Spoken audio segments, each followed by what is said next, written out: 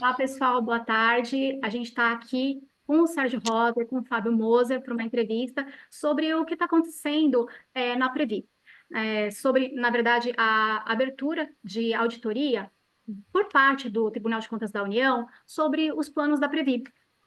O Fábio Moser, ele é atualmente, né, Fábio, membro titular do Conselho Fiscal da Ambev, conselheiro independente da Home Insurance Brasil. Ele tem mais de 30 anos no mercado.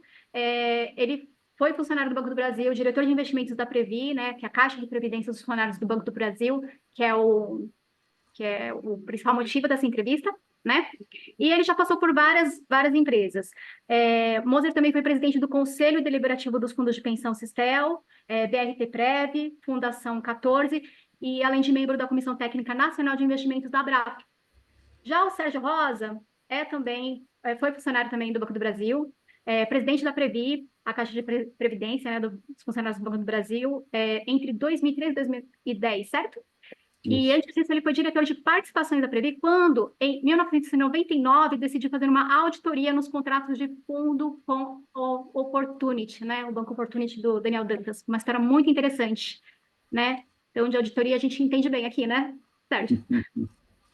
E essa auditoria, inclusive, ela revelou uma irregularidade muito grande nos contratos para todos os fundos de pensão que tiveram que se reunir, né? Foi uma luta durante anos Uhum. aí na justiça, vai vem até conseguir finalmente desfazer esse contrato que não beneficiava os associados e associadas dos fundos de pensão.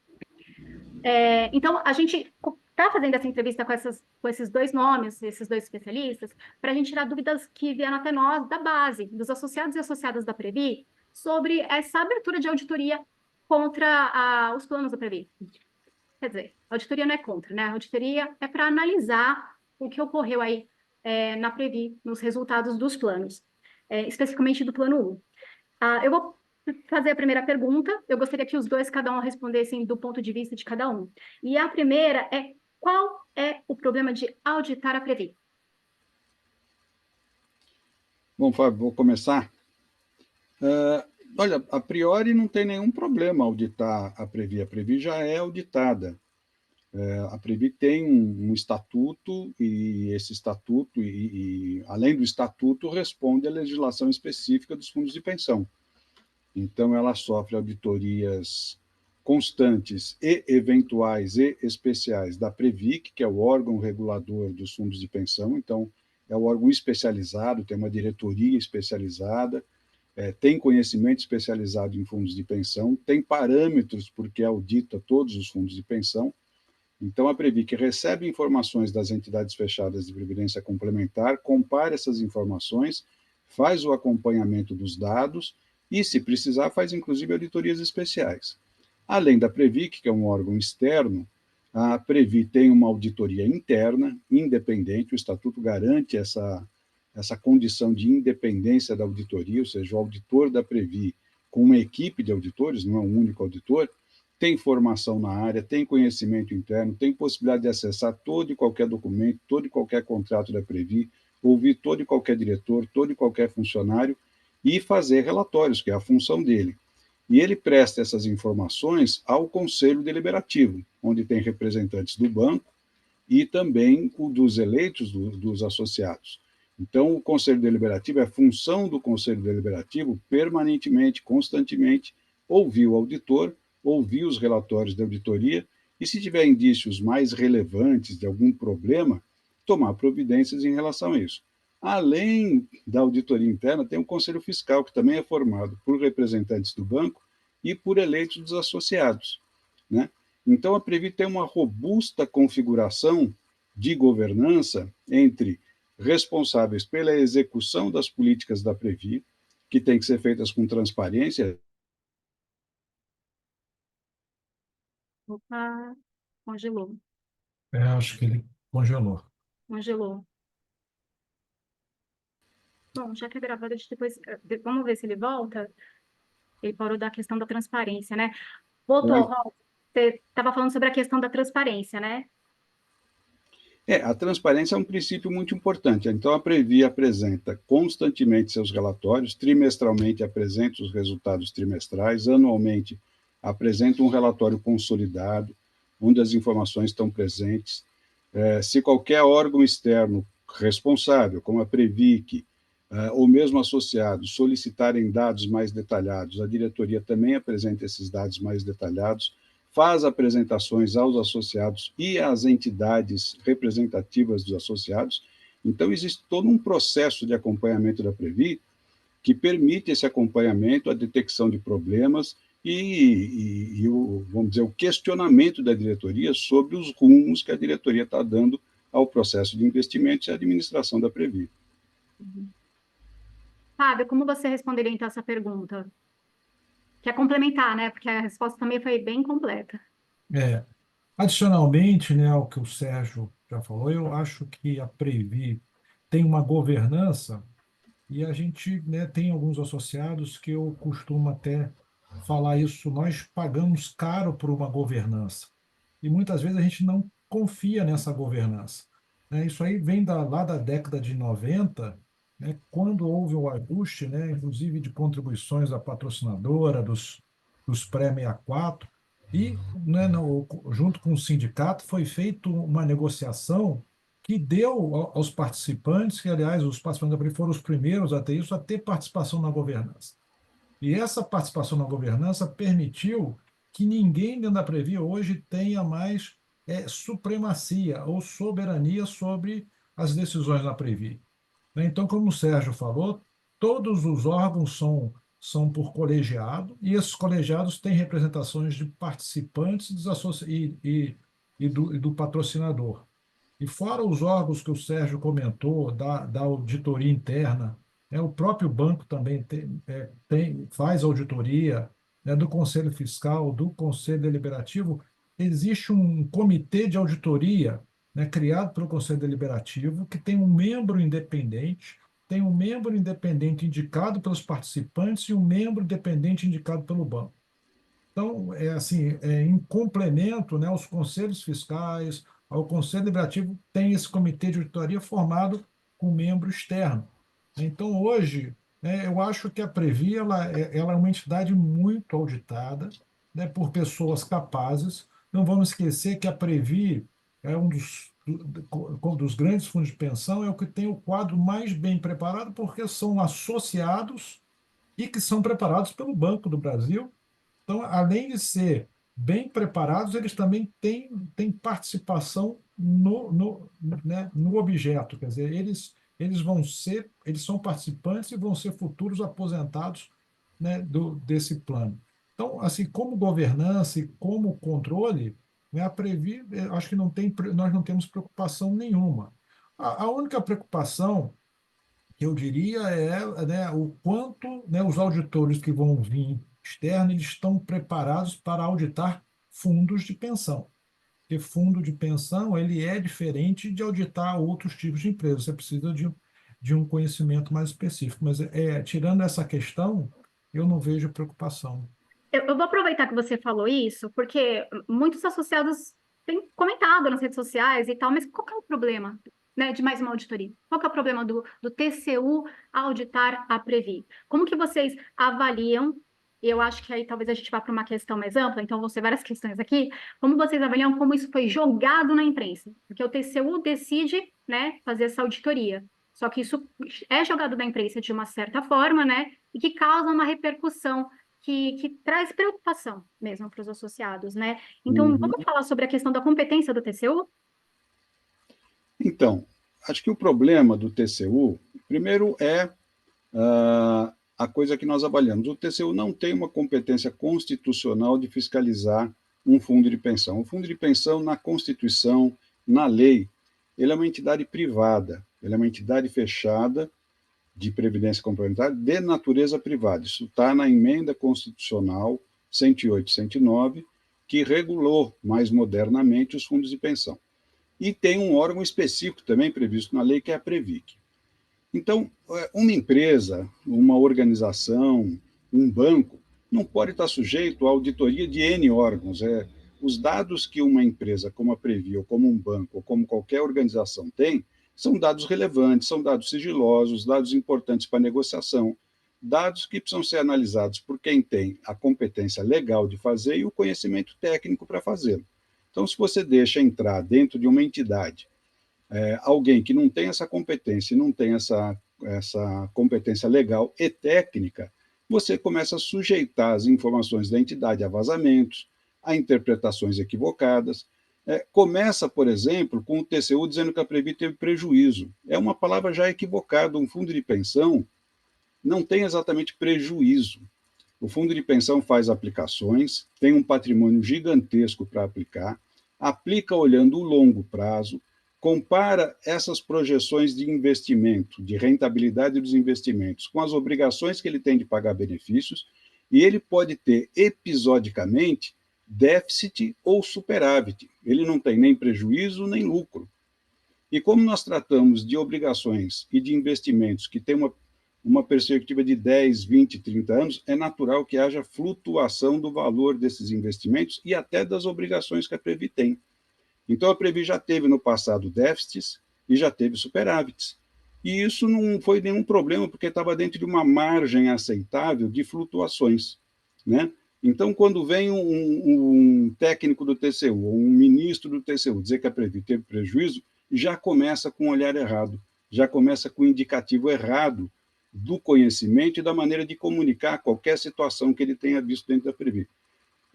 Então, se entra uma pessoa dessa na Previ, sem essa competência técnica e legal, você vai tirar as coisas do contexto, vai começar a pressionar técnicos internos, vai começar a paralisar operações, vai criar problemas negociais para a Previ com seus parceiros negociais, porque eles vão ficar com medo e com receio do que o TCU possa fazer. Podem vir determinações de fazer isso ou aquilo, de suspender um investimento ou não. Então, cria uma série de constrangimentos e de comunicações equivocadas que afetam a vida, a qualidade dos investimentos, o trabalho das pessoas, da diretoria, dos técnicos e o relacionamento da Previ com seus parceiros. Então, não é inocente você diz, não, tanto faz mais uma auditoria. Não, não é assim.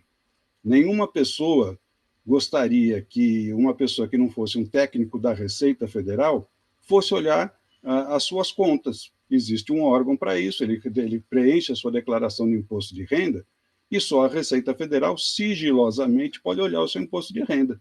E se vir um auditor de fora, o seu vizinho, eu vou auditar as suas contas. Será que uma pessoa física gostaria que um vizinho que não tem competência legal, não tem razão para fazer isso, viesse auditar as suas contas? Não.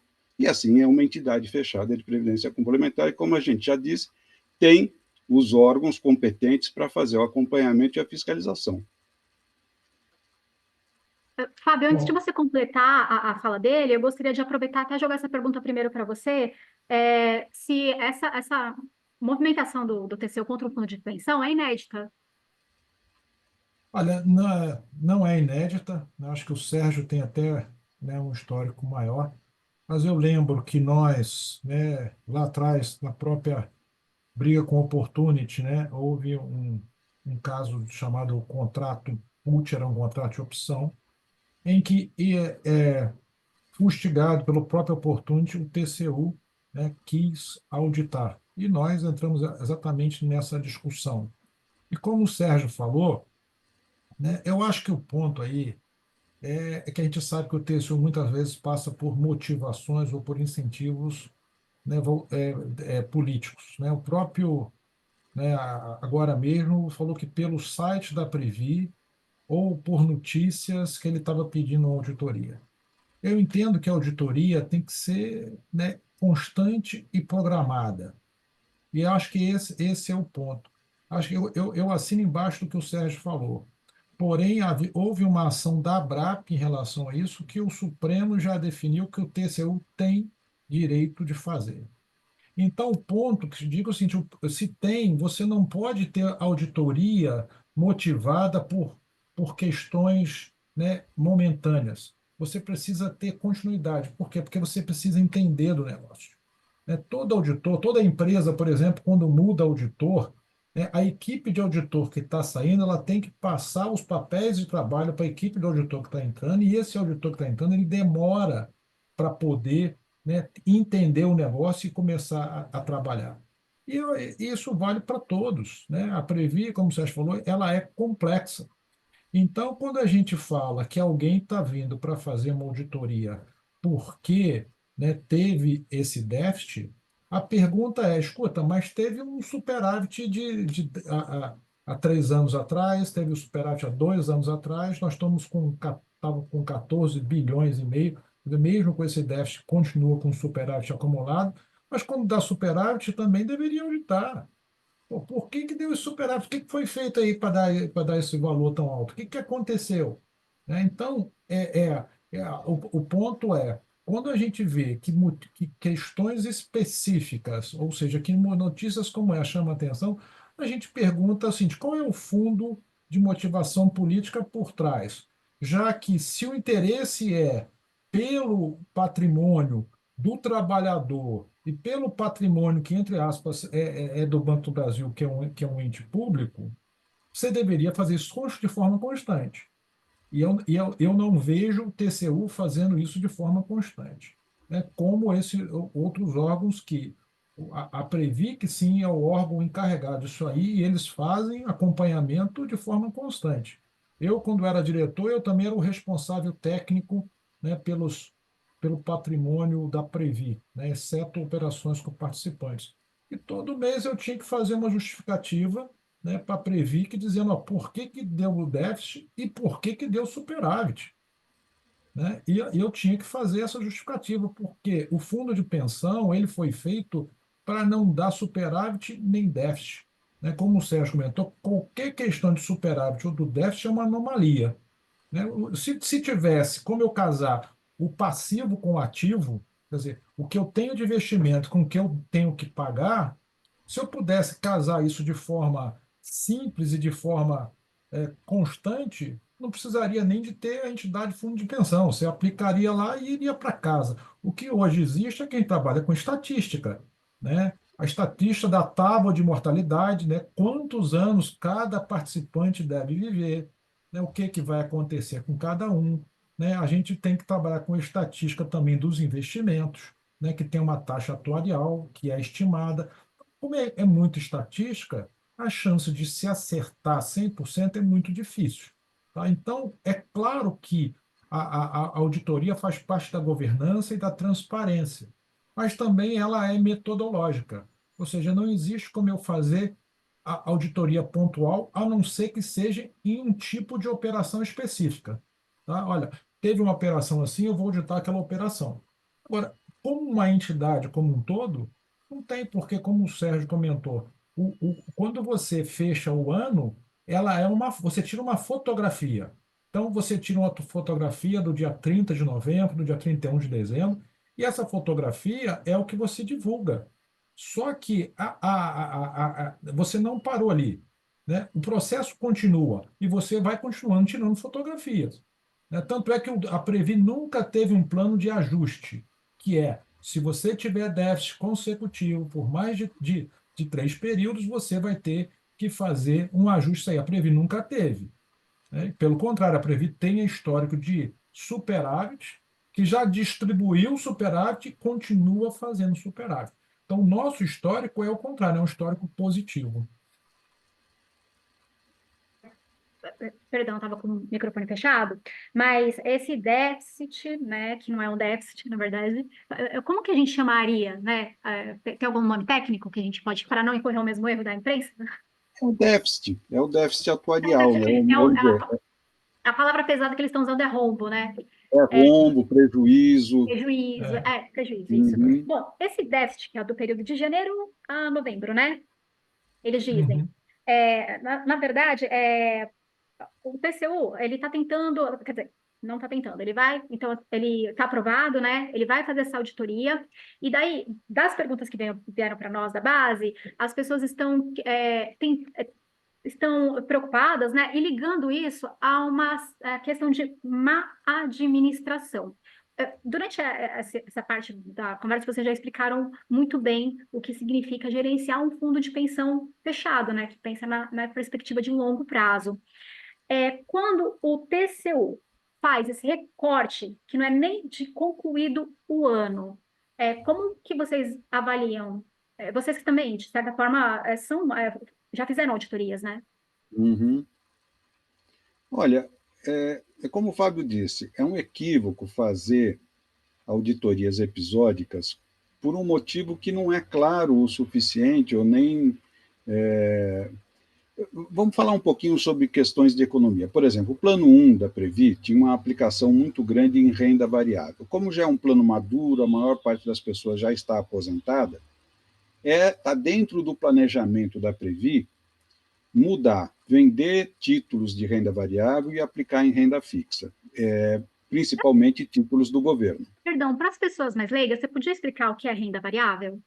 Renda variável é, na maior parte, ações de empresas cotadas em bolsa de valores ou fundos que representam investimentos desse tipo, ou seja, é uma renda que não tem uma taxa de retorno, uma taxa de juros contratada, ela varia ao longo do tempo de acordo com a economia, com as empresas que você investiu. Então, a Previ teve resultados muito positivos no passado, investindo em grandes empresas, como o Vale do Rio Doce, o próprio Banco do Brasil, Petrobras, Siderúrgica Nacional, enfim. A Previ tinha uma carteira muito grande de renda variável, isso deu retornos muito positivos e gerou, inclusive, o que o Fábio já falou, alguns anos de superávites muito significativos que permitiram até melhorar benefícios e reduzir contribuições.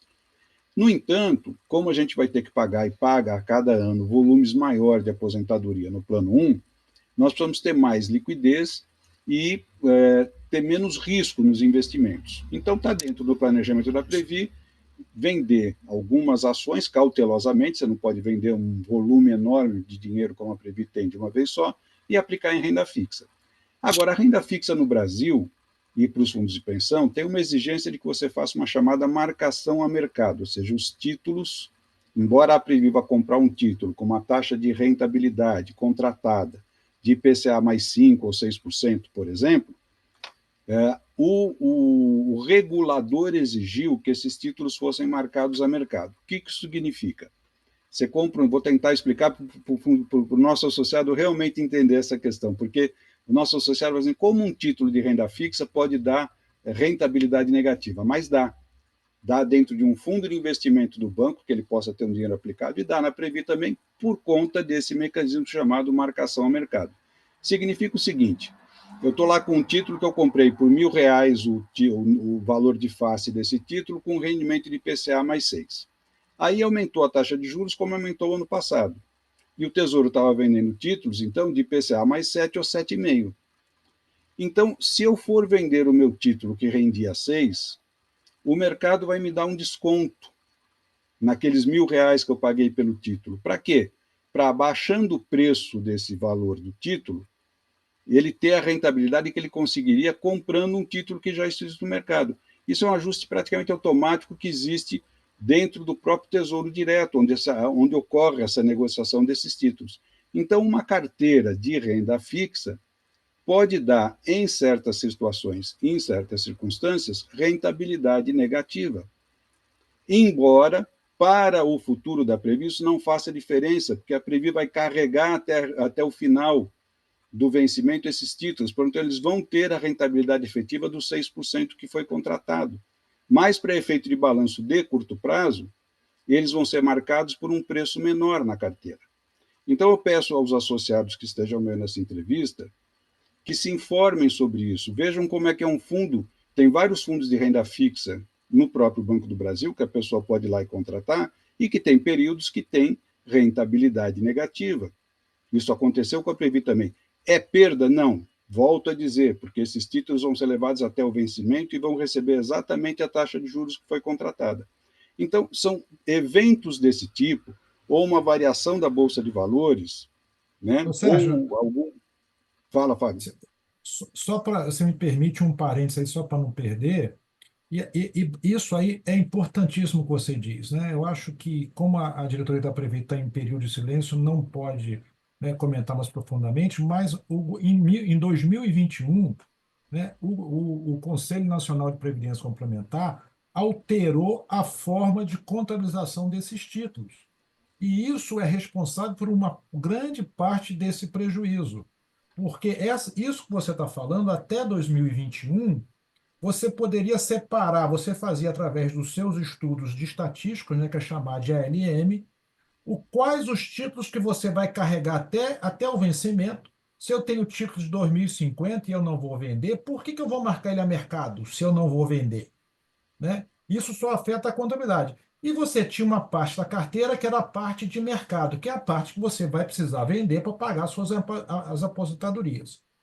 Isso vigorou até dezembro do ano passado, né? Acho que não me engano, dia 12 ou 13 de dezembro, se mudou para voltar para a forma anterior. Porque o governo, em 2021, né, a CNPC decidiu que tinha que marcar toda a carteira mercado.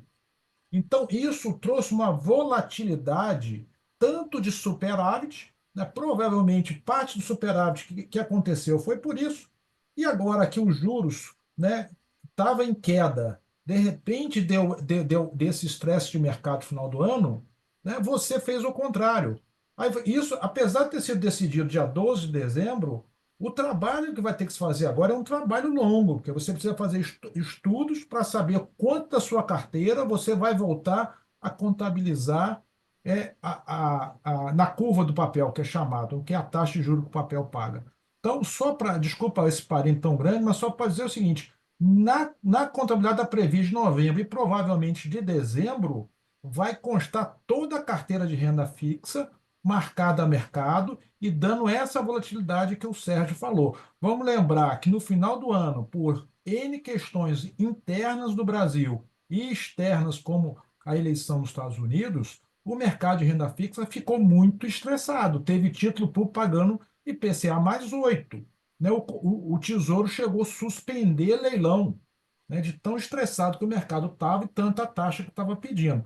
Então, esse estresse, é claro que vai cair em cima da carteira, porque a carteira, né, naquele momento. Agora, o que está acontecendo agora? As taxas de juros, né, no mercado secundário, isso aí, elas já estão caindo, já não pagam mais o que pagava. Então, isso começa a beneficiar.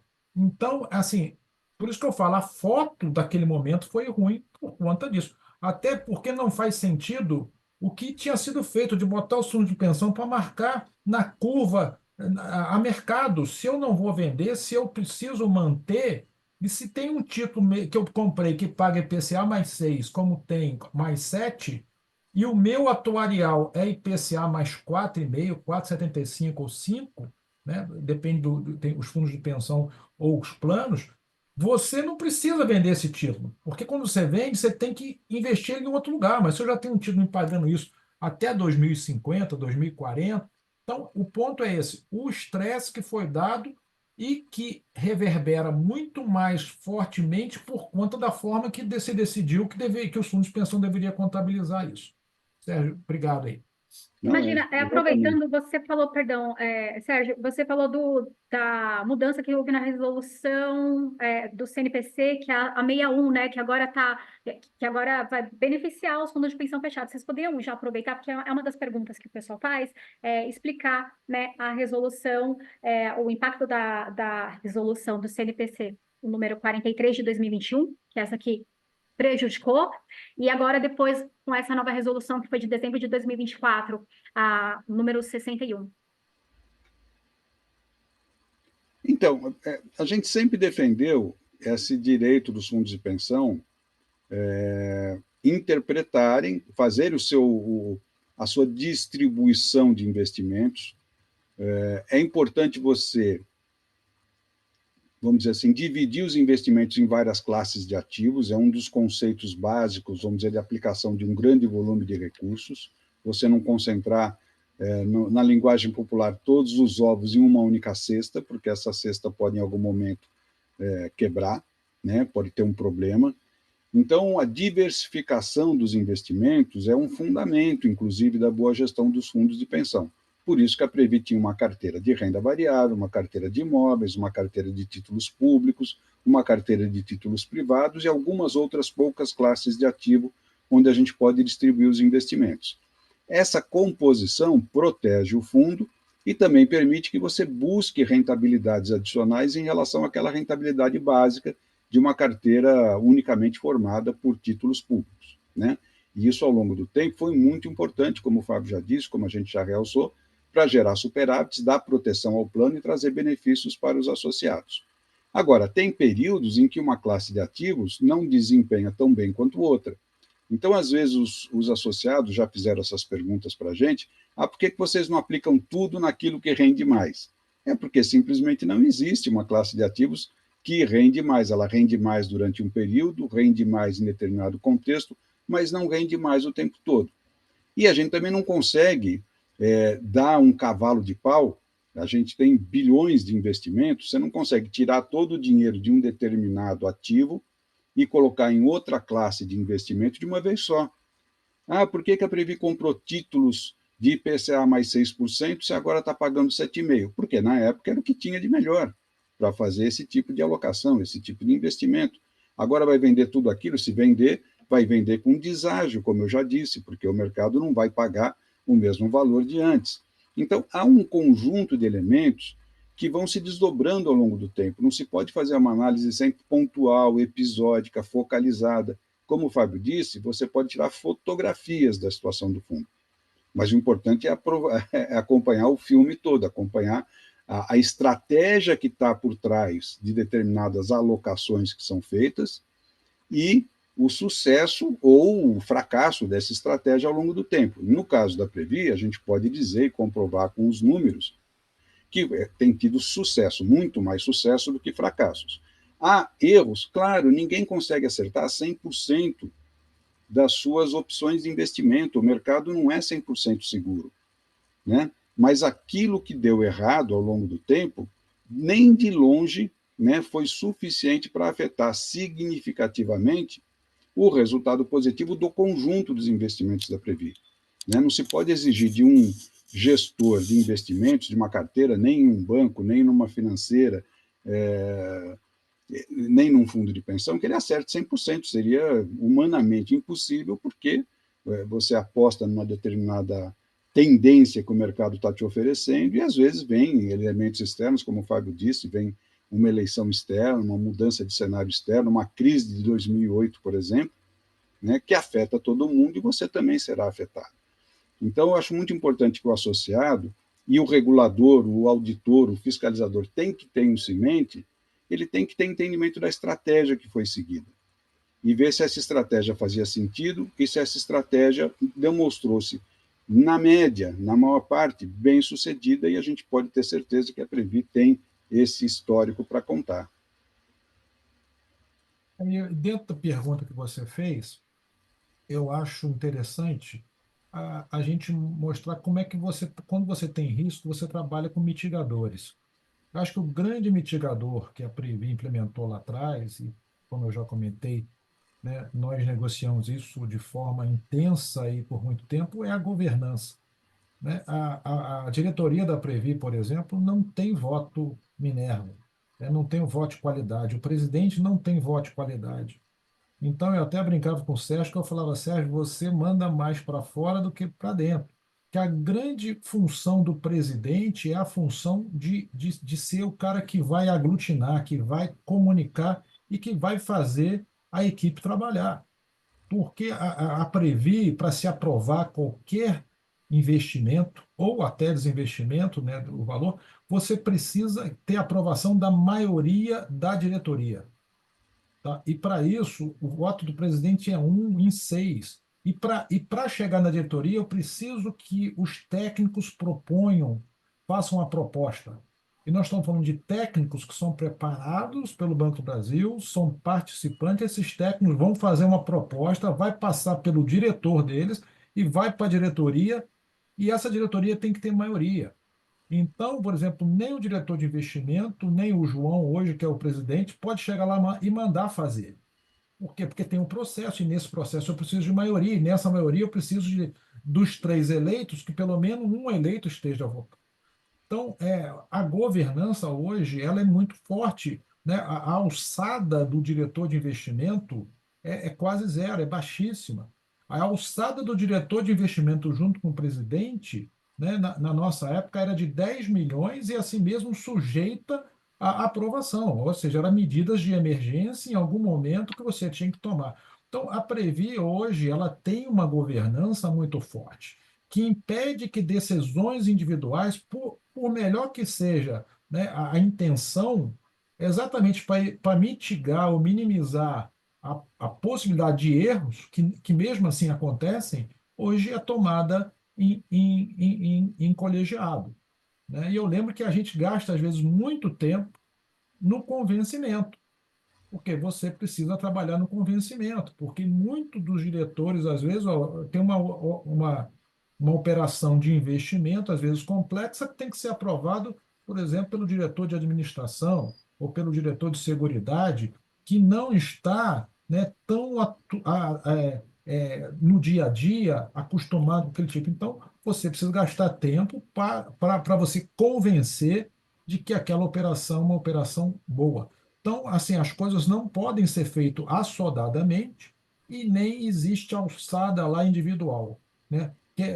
Por isso que eu digo o seguinte, né? Quando você fala de ter um presidente da Previ, né, ele não precisa ser o especialista em saber fazer a operação financeira. Para isso, nós temos alguns técnicos e nós temos o diretor de investimento. Ele precisa ser o cara que vai conseguir fazer essa equipe trabalhar e trabalhar na comunicação de todas essas áreas e claro, né, representar a Previ institucionalmente, né, também trabalhar com todas as demais áreas. Então, eu acho que nós temos hoje essa governança que nos ajuda muito na forma de agir.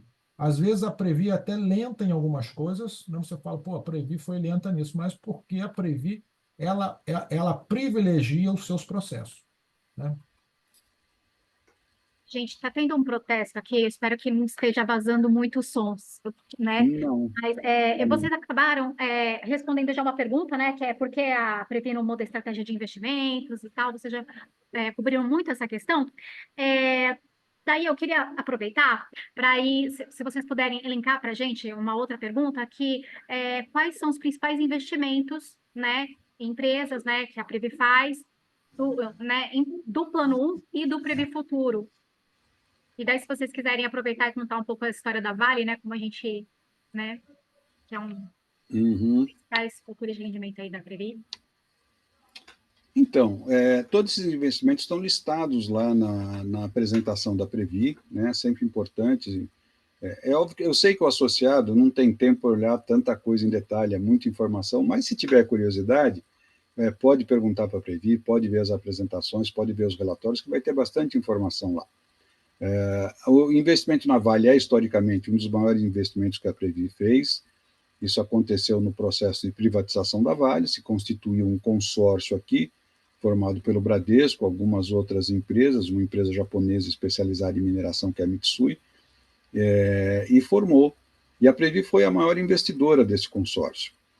No começo, no processo de privatizações, se vocês lembrarem, a Previ entrou bastante no processo de privatizações, e nem sempre muito bem, porque os investidores e o próprio governo usavam um pouquinho os fundos de pensão naquela época, lá nos idos de 97, para trazer um capital significativo que os fundos de pensão tinham, particularmente a Previ, né, para compor esses consórcios que adquiriam as empresas privadas, as empresas estatais, e os sócios privados aportavam menos recursos. Aconteceu na telefonia, aconteceu na Companhia Siderúrgica, na Vale do Rio Doce, em algumas outras empresas.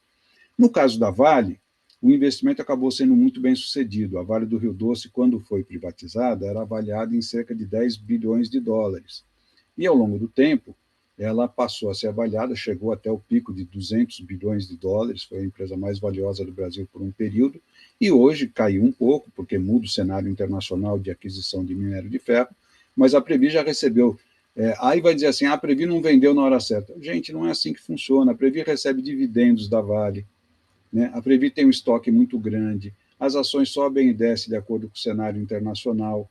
Então, se a gente for contabilizar o sucesso que você tem no investimento, não é só comparando um pouco de ação que você comprou com o valor final, é todo o processo de recebimento de dividendos que ajudaram a compor o pagamento de benefícios na Previ. Então, a Vale é um caso de muito sucesso. E olha só, a Previ, pelo volume de seu investimento, exerceu praticamente, durante todo esse tempo da Vale do Rio Doce, a presidência do Conselho de Administração. Eu fui presidente do Conselho de Administração, né? E, portanto, isso mostra a seriedade da Previ, a capacidade técnica da equipe da Previ de ajudar você, inclusive, a opinar na governança de uma empresa grande como a Vale do Rio Doce. e tirar resultados disso, tanto para a empresa propriamente dita, quanto para o associado da Previ que tem aquele investimento. A Previ tem investimentos importantes no Banco do Brasil, na própria Petrobras. Obviamente que a Petrobras é muito grande, a Previ não tem investimento a ponto de ser um acionista relevante do ponto de vista de dar opiniões na gestão, mas acompanha, fiscaliza, né? E tem o benefício dos resultados de uma empresa como essa. Nós tínhamos investimentos significativos em alguns bancos, que é um setor importante, né? No Brasil os bancos são muito lucrativos, é um setor importante, em companhias de eletricidade, que também tem uma estabilidade de renda muito grande, porque elas prestam serviços basicamente continuados o tempo todo, elas não têm perda de mercado, pode ter uma perda ou outra episódica, mas são muito confiáveis do ponto de vista das receitas que elas recebem. Então, a Previ sempre teve um portfólio muito importante de renda variável. Vem diminuindo no plano 1, como eu já disse, por conta da situação do plano, é um plano que a gente chama de maduro, onde a maior parte dos participantes já são aposentados, onde paga um volume muito grande de benefício. Então, a Previ precisa somar dividendos, resultado de cupons de títulos de renda fixa, venda de ativos para pagar os bilhões de benefícios que paga todo mês para os seus associados. E no Previ Futuro, onde o associado tem o direito de escolher a composição do fundo em que ele vai estar, ele tem algumas alternativas, com mais risco, mais renda variável, menos renda variável, já tem um volume bem menor de renda variável nos fundos que compõem as opções dos associados do Previ Futuro, né? Então, e são também volumes menores de investimento, são ações líquidas da Bolsa de Valores e volumes menores de investimentos que tem no Previ Futuro. No Previ Futuro, eu também ouvi dizer que as pessoas estavam questionando essa rentabilidade que não acompanhava exatamente o CDI, ou seja, as referências que são usadas para a renda fixa, e a explicação que tem para dar é isso, é que também lá no Previ Futuro, esses títulos tinham que ser marcados a mercado e, portanto, sofriam essa volatilidade, né, essa perda de valor, embora na prática não vá perder, porque os títulos são comprados já com essa perspectiva de ficarem até o vencimento dos títulos. Então, tem muitos detalhes importantes para ser comunicado. É importante que as pessoas vão atrás dessas informações, que confiram essas informações com outras pessoas que possam entender um pouquinho mais, acompanhem as lives que os diretores fazem, né, para poder ir entendendo aos poucos. Não dá para entender a Previ assim. A gente passou lá, eu e o Fábio passamos muitos anos lá na diretoria, estudamos muito, tínhamos à disposição todos os técnicos, relatórios, especialistas para poder fazer essa gestão. Tentamos comunicar o melhor possível sempre que dá, e sei que os novos diretores também fazem isso, tentam comunicar, mas a gente sabe que é difícil, não é uma coisa que qualquer pessoa possa, de uma hora para outra, esclarecer todas as suas dúvidas. Então, qualquer dúvida que tiver, tanto a gente, que já foi dirigente da Previ, quanto os dirigentes atuais da Previ, tenho certeza que estão totalmente abertos para esclarecer. É só um pouquinho de azeitar um pouco essa comunicação entre as partes. Eu acho que é importantíssimo o que o Sérgio falou de frisar, que é a questão da comunicação, né? A gente tem, né, aí muita coisa que é motivo de sucesso também vira, em algum momento, notícias nem, não tão boas como essa. Como o Sérgio comentou, a Vale, por exemplo, ela é o maior investimento hoje do Plano 1. A Vale, ela já foi, né, responsável pela valorização dela de gerar muito superávit. E hoje, né, a desvalorização não quer dizer que você está tendo prejuízo, por quê? Porque você continuou com a ação da Vale. E aí que entra a questão não, eu não tenho como vender o volume e nem quero vender Vale no momento que ela está em baixa, né? E aí, se você acaba vendendo quando está em alta, alguém vai falar, pô, mas foi vender logo agora que a ação tá em alta, tá? Quer dizer, né, você nunca vai ser, né, sempre, o gestor, ele é sempre complicado. Outro dia eu até falei com um colega que está na Previ, eu falei assim, quando dá superávit é mercado. Quando dá déficit, o culpado é um diretor, ou a diretoria, ou o presidente. Então, arranja um culpado quando dá déficit. Agora, quando dá superávit, não, isso aí foi o mercado, né? Então, a gente Mas, vive Fábio, nesse só complementando também, nós já vendemos ações de Vale e de outras empresas quando estava na alta. coloca no bolso, paga benefício e segue a vida. Então, a gente realiza também, vamos dizer assim, vou chamar de lucro, vai na venda desses ativos em muitos momentos. É que depois o estoque que você fica vai sofrendo volatilidade também. E isso é importante que o Sérgio falou, que é a Vale, né, quando a Previ fez o investimento na Vale, nas Teles, nas elétricas, em várias dessas empresas, a Previ participava de um bloco de controle que inicialmente, inclusive, quando foi leiloado para o governo, era indissolúvel, você nem podia vender. Então, não eram ações, né, que eram líquidas, como a Vale foi, e foi feito todo um processo para que essas ações se tornassem líquidas, né? A Vale virou uma, que a gente chama de empresa pública, né, para que isso pudesse ser feito. Então, isso vem sendo feito, a Previ já vendeu e continua, como o Sérgio falou, no melhor momento. Mas nós não temos pressa, porque existe um fluxo de caixa, né? A Preview, esse ano passado, pagou em torno de 16 bilhões de benefícios. Então, ela tem um fluxo de caixa que ela tem que pagar volumes crescentes até determinado ponto e que esses ativos, ela não pode ficar com um ativo só, né? A gente precisa ter, como o Sérgio falou, você não pode botar todo o investimento num lugar só. E aí eu já ouvi, inclusive, de alguns colegas, né, de alguns participantes, dizendo: poxa, a Previ tem muito dinheiro em shopping, em imóveis. Eu falei assim, cara, mas quando a taxa de juro baixou, né, e que estava pagando uns juros abaixo de 5, de 4, e chegou a pagar 3%, né, o que sustentou foi dividendos, que aí as empresas pagavam dividendos, e você tinha os aluguéis os valores dos imóveis. Então, a gente precisa olhar sempre o resultado, né? O resultado que é um pouquinho. Às vezes, uma classe de ativos, né, como renda variável, foi pior, mas a classe de renda fixa foi melhor, a classe de imóveis foi melhor. Eu acho que no final do ano calhou, e aí basta a gente olhar para a nossa conta, olha para o seu investimento. Você tinha Tesouro Direto, está aparecendo lá que você tem menos dinheiro que você tinha investido, né? Isso no individual. Se você for olhar também o preço das suas ações, quem tiver também estava valendo menos, né? O Ibovespa chegou a bater 131 mil pontos, caiu a 119. Então você teve desvalorização no final do ano, acho que em todos os ativos. Quem está investindo em fundo imobiliário, por exemplo, né, tem gente que está desesperada já porque o valor do fundo caiu e não volta, né? Então você tem classes de calhou no final do ano de todas as classes de ativos estarem perdendo junto, né? Eu acho que a boa notícia é quem não precisou vender, como é o caso da Previ, né? Porque a Previ tem uma liquidez, aí pergunta, mas teve que pagar benefício. Mas para isso a Previ isso está previsto e existe investimentos em liquidez, né? Como a Selic, por exemplo, que não tem essa desvalorização. Então, eu acho que a Previ ela tem essa gestão de caixa. Então, o que não precisou ser vendido, ele vai se valorizar agora. Então, eu acho que a gente precisa ter calma, e eu acho que Fábio, quando é que a gente tem que se preocupar? Acho que quando tem que se preocupar é que se você tiver um déficit estrutural, passou o primeiro ano, passou o segundo ano, e na avaliação nós estamos com um déficit estrutural, né, e se descobrir o motivo, aí a gente tem que começar a discutir, conversar. Mas o que a gente tem visto, basta olhar o que já está público, né, que até novembro não existe nada de estrutural, né? Não existe nenhum grande problema, não existe nenhum grande ativo da Previ que fala assim, pô, esse ativo vai dar um prejuízo enorme.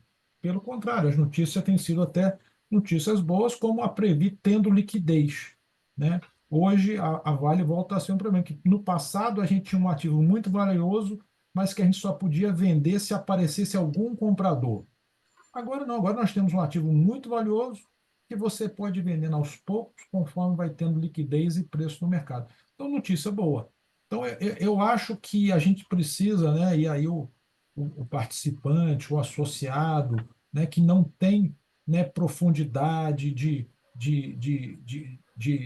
conhecimento, porque também não estudou, não viu, mas eu acho que o que a gente pode dar de tranquilidade é que a Previ é sólida, que que a Previ tem uma boa governança e que essa governança ela é independente, né, de quem esteja no poder.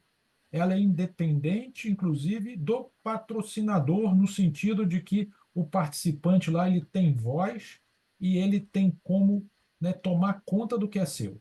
Então, eu acho que isso é importante, né? Principalmente para o aposentado, né? Para aquele que já não está mais no banco, para dizer, olha, você tem hoje, né, um fundo de pensão bem estruturado e pronto para reagir sempre que necessário, né, às intempéries do mercado, né, que a gente sabe que é muito, né, e que acontece todo dia. Por exemplo, agora, a sobretaxa do aço brasileiro pelos Estados Unidos tem impacto na Vale, por exemplo, né? Não é direto, mas é indireto, né? Porque na medida que você tiver uma produção menor de aço, né, aqui no Brasil, provavelmente você vai ter menos minério. Agora, isso é uma notícia que impactou agora, mas se você for olhar no longo prazo, bom, se o aço for começar a ser produzido nos Estados Unidos, ele vai precisar de minério, né? Então, assim, é uma questão que o mercado age e reage muitas vezes de supetão, mas que se a gente tiver calma, vai se ajustar. Pessoal, perfeito. Mas só para passar um pente fino, vocês praticamente responderam ao longo dessa conversa até mais perguntas, como porque o rendimento teve um resultado baixo, o que derrubou, né? A gente conversar aí sobre as movimentações da Selic, do próprio minério, né? Os planos da Previ, os planos Previ, plano 1, né, da Previ e Previ Futuro tiveram perdas patrimoniais, vocês explicaram que não, né? Mas daí, se vocês quiserem se aprofundar nessa questão, tá? Porque é um termo que preocupa eles, perdas patrimoniais. Também sobre a capacidade de gestão de caixa da Previ, se foi comprometida, vocês também explicaram ao longo dessa conversa que não. O Sérgio também chegou a falar muito bem por que a Previ não tem um rendimento igual ao fundo de previdência privada, né? Mas também, se vocês acharem que é bom a gente explorar um pouco mais esse tema. Também vocês responderam, né, por que a Previ não tem um rendimento melhor, já que a Selic está em alta, né? Na verdade, ela tem um rendimento, né, condizente aí com a questão do longo prazo. E, por fim, o Fábio chegou a comentar sobre a questão da divisão das diretorias, né? Porque tem uma pergunta também no final sobre esclarecer o modelo de governança, as atribuições das diretorias, né? Você chegou, né, Fábio, a comentar sobre esse assunto, né? Bom, basicamente foram essas as perguntas da base, eu acho que a gente passou por elas, mas se vocês estiverem à vontade, sentirem necessidade, tem alguma delas que a gente poderia aprofundar mais? Só reafirmar, a Previ não tem a mesma rentabilidade, mas tem melhor. A gente sempre comparou isso ao longo do tempo com qualquer fundo de previdência privada aberta, administrado pelos bancos, aqueles que têm previdência privada aberta, nós já comparamos isso N vezes. A Previ tem uma rentabilidade melhor consistentemente o tempo todo, e isso é muito importante, porque nós temos uma política de investimento que permitiu fazer isso, diversificar ativos, né, garantir a rentabilização de alguns ativos a partir da nossa política de governança e, sobretudo, casar isso com as nossas necessidades de pagar benefícios, que a gente sempre está olhando isso lá na frente. Como o Fábio disse, você tem que ter uma política de aplicação para diversificar investimentos, de ter a rentabilidade consistente com aquilo que é esperado, de ter a liquidez na hora que precisa para pagar benefícios, de ter a flexibilidade para enfrentar certas situações adversas da conjuntura, e a gente foi conseguindo manobrar todas essas condições no maior fundo de pensão do Brasil e da América Latina, e com muito sucesso, isso comprovado com estatísticas, dados e relatórios que podem ser mostrados para todo mundo. Então, o associado pode ter muito orgulho e tranquilidade em relação a esse resultado da Previ. Em relação à governança, só rapidamente uma arquitetura. Por exemplo, nós temos uma diretoria de planejamento que é ocupada por um diretor eleito pelos associados, e essa diretoria de planejamento, ela indica quais são as classes de ativos, os percentuais de investimentos em cada classe de ativo. O diretor de investimento não faz as coisas da cabeça dele. Ele faz isso a partir do que o Fábio chamou de ALM, que é um termo em inglês, mas quer dizer o casamento entre ativos e passivos. Ou seja, o que manda na política de investimento da Previ são as nossas necessidades de pagar benefícios. Nós temos clareza disso, nós não somos uma empresa qualquer, somos uma empresa de previdência. Então, a gente sempre tem esse parâmetro, a gente pega as projeções de entrada e saída de associados, de evolução do salário dos associados, de evolução dos benefícios que esse associado vai ter, para poder ter como parâmetro nos investimentos que a gente vai fazer. Então, a gente tem uma divisão de trabalho, e essa divisão de trabalho não é uma mera burocracia, ela garante a independência de uma área de planejamento que estuda cenários, estuda as necessidades da Previ, projeta isso ao longo do tempo, projeta taxas de juros que vão ser, vamos dizer, possivelmente praticadas, como o Fábio disse, é impossível acertar 100%, mas se estuda isso, contrata-se consultoria externa para que essas projeções sejam, né, bem parametrizadas, e, em cima disso, indica quais são os melhores investimentos para que a rentabilidade, não no momento presente, não é de imediato que essas coisas têm efeito, essas coisas têm efeito sempre no médio e longo prazo. Então, todo ano é feita essa revisão pela diretoria de planejamento, isso é aprovado pelo Conselho Deliberativo e é a linha de conduta que leva o gestor dos investimentos, o diretor de investimentos, a tomar as providências de comprar ou vender certas classes de ativos, né? E isso vai sendo comparado ao longo do tempo. Foi eficiente? Foi feito corretamente? Tanto a teoria quanto a prática mostraram o resultado. Há constante comparação disso nos relatórios internos e externos para que a gente possa acompanhar. Por isso que não é fácil vir uma pessoa de fora dizer que episodicamente a Previ teve um prejuízo, um termo equivocado, num mês, e disparar um sinal vermelho, querer disparar um sinal de alerta, preocupar as pessoas, né? Colocar um sinal de pânico e querer, vamos dizer, levar pessoas para dentro da Previ, porque o princípio está errado, não é que uma auditoria nos preocupe, é que o princípio está errado. Se começa errado, dificilmente vai dar certo, né? Se a pessoa não sabe o que olhar para poder ter como indicadores da atividade de fiscalização que ele vai fazer, será que ele vai saber o que olhar quando ele entrar lá dentro e pegar saber que relatório? Ou vai pegar um investimento específico e jogar todo o peso de, eventualmente, alguma coisa ali? Então, é muito importante a gente ter essa clareza, né? A gente tem que, as empresas e as organizações, e uma empresa do tamanho da Previ, precisa funcionar com base em princípios, estatutos, legislação, modelos, e não pode ser né, uma coisa que vai jogada de um lado para o outro ao sabor do vento. Então, é essa a nossa preocupação, é esse nosso alerta aos associados e a nossa linha de conduta, que sempre foi de defender a Previ os associados desde lá de trás, e que eu acho que tem dado resultado. Outra coisinha só para ajustar. Perda de patrimônio é uma coisa que só se usa em situações muito específicas. A Previ poderia, vamos supor, investir numa empresa como Americanas. Vamos pegar o caso. Que, de repente, sofre um rombo daquele que os principais investidores não viram, né? E essas suas ações viram pó. Numa situação dessa, haveria uma perda de patrimônio de um eventual investimento nas lojas americanas. Acontece? Pode acontecer. O mitigador, para que isso não afetasse o fundo, a Previ tinha muito pouco investimento nas americanas, portanto, não sofreu essa perda de patrimônio. O mitigador é você limitar os investimentos.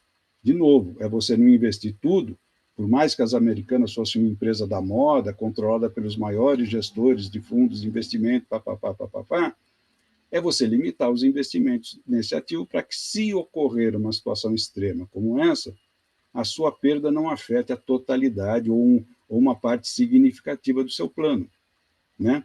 Então, é possível ter perda de patrimônio? É possível. É possível que um investimento sofra uma situação dessa. Estou citando o exemplo das lojas americanas, porque é um exemplo recente e bem conhecido. Neste caso, haveria uma perda de patrimônio. A perda de patrimônio, quando uma empresa como a Petrobras ou o Banco do Brasil tem uma redução no valor das suas ações, não. A empresa está lá, continua sólida, provavelmente vai recuperar o valor das ações, você consegue negociar essas ações. Então, a variação do valor dos investimentos que você fez, um pouco para cima, um pouco para baixo, mas não há perda de patrimônio.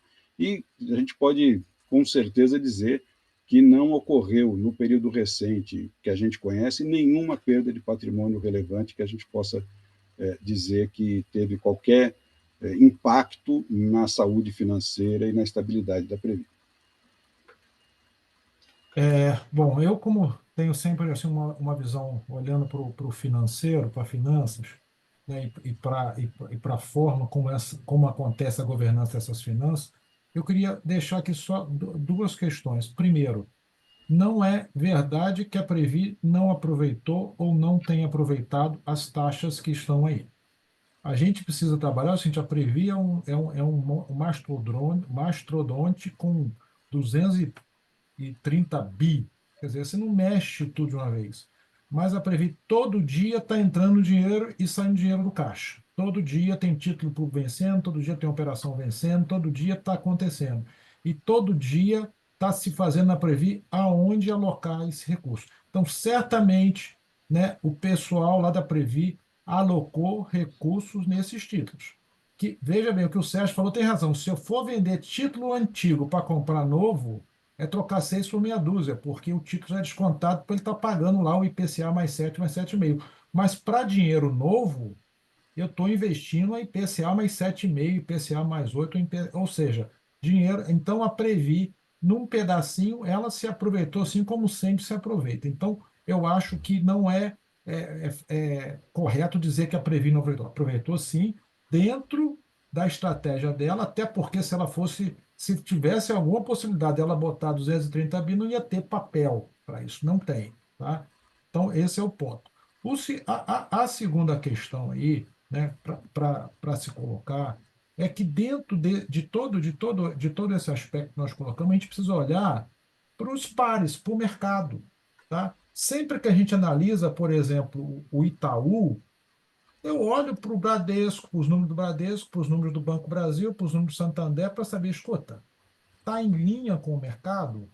Porque se o mercado foi bem, né, todos deveriam ir bem. Se o mercado foi ruim, quer dizer, existe alguma. E eu não tenho visto, né, nesse caso da Previ, se falar o seguinte: ó, a Previ deu tantos prejuízo, mas fundos de pensão comparáveis, ou seja, do mesmo porte e tudo, deram, né, um resultado muito diferente. Tá?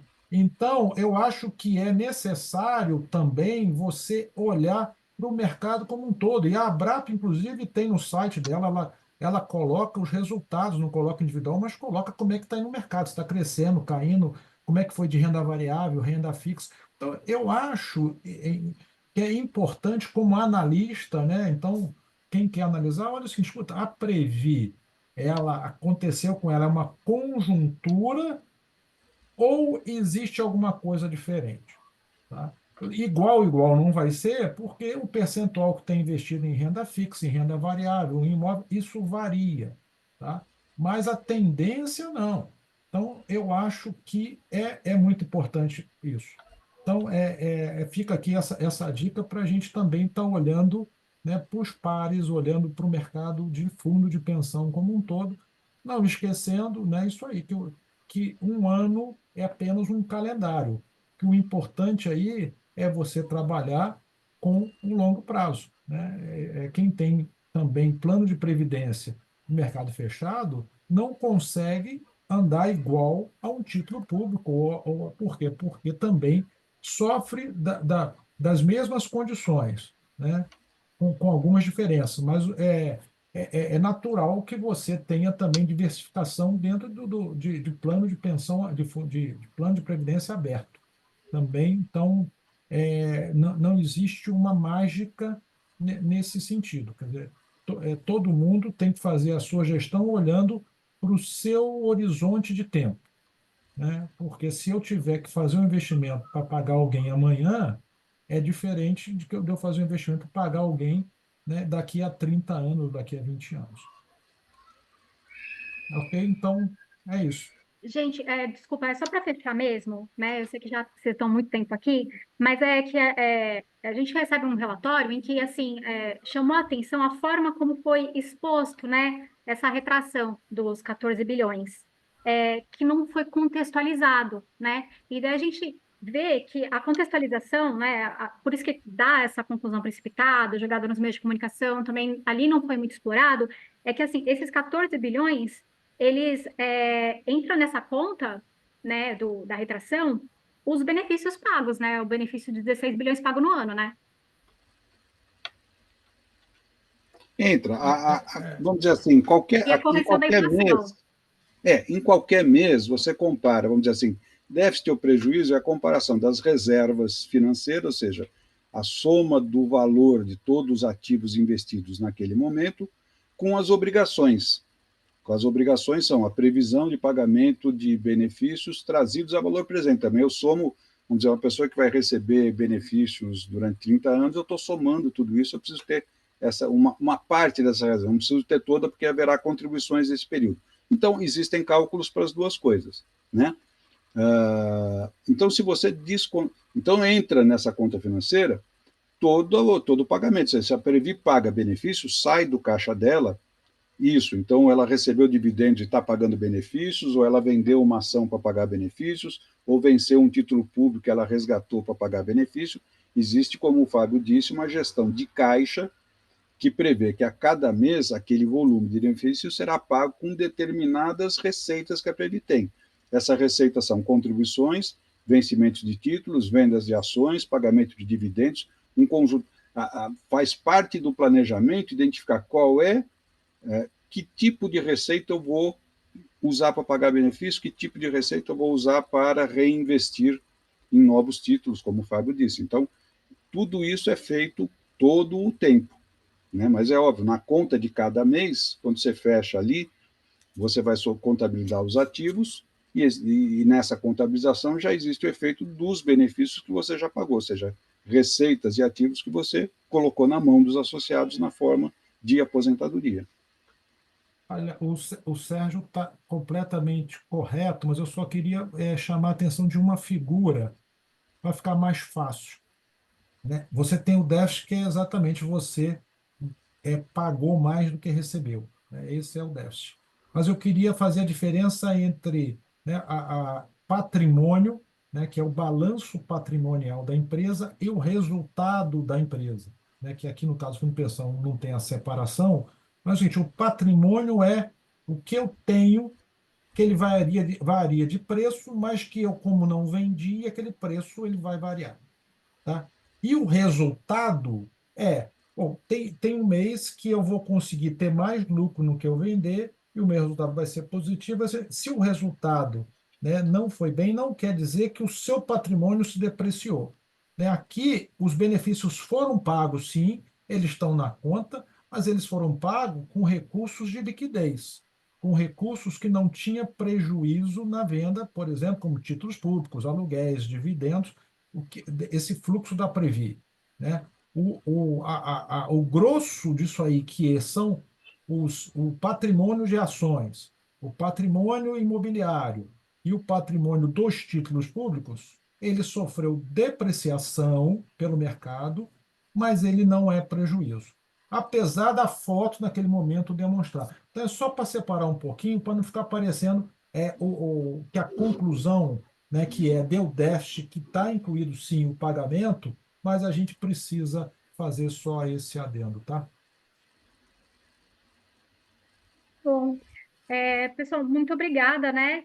E mais recentemente, né, a própria Previ tem anunciado que, no final das contas, o plano 1, né, que é o que está na mira, né, de Uhum. janeiro a novembro, ele acabou dando um saldo positivo de 528 milhões, né?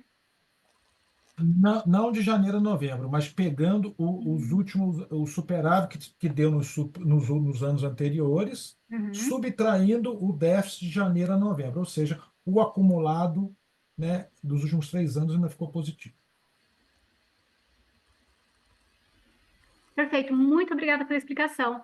Bom, vocês gostariam de fazer alguma consideração final? Não, acho que enfim, tentamos responder da melhor maneira possível aí as É muito questões bom. que você trouxe. Acho que nunca é muito grande a Previ, tem muito detalhe, sempre teria muita coisa para falar, mas eu acho que assim, por uma primeira abordagem, acho que, enfim, acho que a gente falou tudo que você levantou. Perfeito. Muito Eu só obrigada. queria só deixar claro aqui que assim, hoje, né, tanto eu e o Sérgio, nós somos participantes, né? Funcionários, aposentados, participantes.